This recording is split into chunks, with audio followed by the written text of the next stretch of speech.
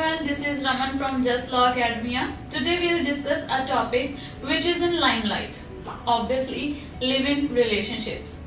A relationship whereby two people decide to live together for a long-term or permanent basis in an emotionally and sexually intimate relationship. It's like enjoying the benefits of married couple. This kind of cohabitation is common in Western world, though in India it's still a dream of many. Now the question arises that are these kind of relationships are illegal in India or legal in India?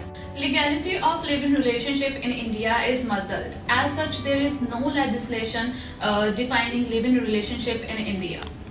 People may live together because there are number of reasons, जैसे freedom.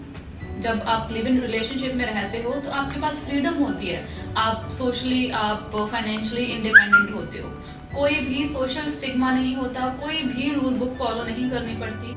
Moreover, there is no interference of state and patriarchal mindset. This has been found that all the couples residing together will marry someday.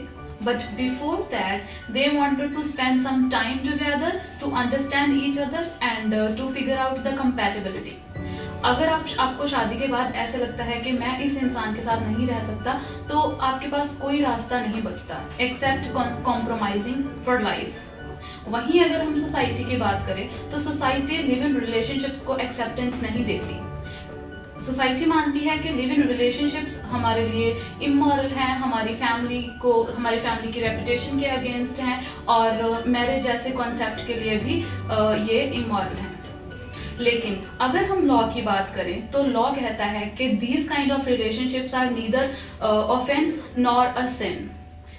This subject got attraction in 2021 because some controversial judgments was passed by Punjab and Haryana High Court. जैसे पायल Sharma versus नारी निकेतन. The Supreme Court affirmed that a man and women could live together upon their willingness even without getting married. Court ने ये express किया कि live in relationship में रहना कोई offence नहीं है और जो लोग लिव इन रिलेशनशिप्स में रह रहे हैं they are not criminal offenders. अगर आप लिव इन रिलेशनशिप्स में रह रहे हो तो आपका पार्टनर है वो साउंड माइंड होना चाहिए और आप दोनों अडल्ट होने चाहिए. एंड तीसरी बहुत इंपॉर्टेंट बात कि आप दोनों अनमैरिड होने चाहिए. अगर एक मैरिड है तो उसकी जो पहली शादी है वो डिसॉल्व हो जानी चाहिए. In case of Kusum versus State of UP, a married woman eloped with another man and continues to cohabit with him for 5 years. Allahabad high court ने उसे प्रोटेक्शन देने से मना कर दिया क्योंकि हाई कोर्ट ने ये कंसिडर किया कि जो उसकी पहले वाली शादी थी वो डिसॉल्व नहीं हुई थी, उसकी पहले वाली शादी से उसका डिवोर्स नहीं हुआ था, तो आप दूसरे रिलेशनशिप में कैसे जा सकते हो.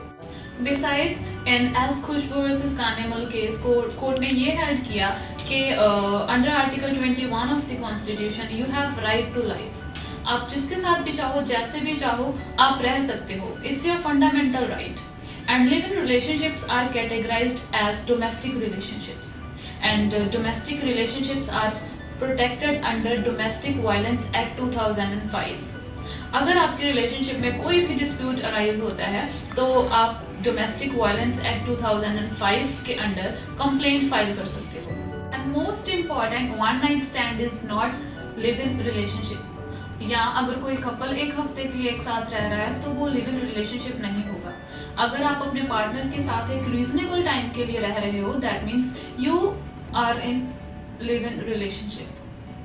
आप डोमेस्टिक वायलेंस एक्ट 2005 में तभी कंप्लेंट फाइल कर सकते हो जब आप एक दूसरे के साथ एक रीजनेबल टाइम के लिए रहे हो.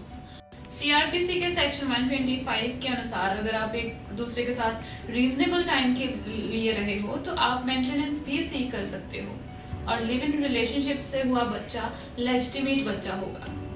आई होप आपको मेरी ये वीडियो इन्फॉर्मेटिव लगी होगी. If you like the video please share it. Thank you.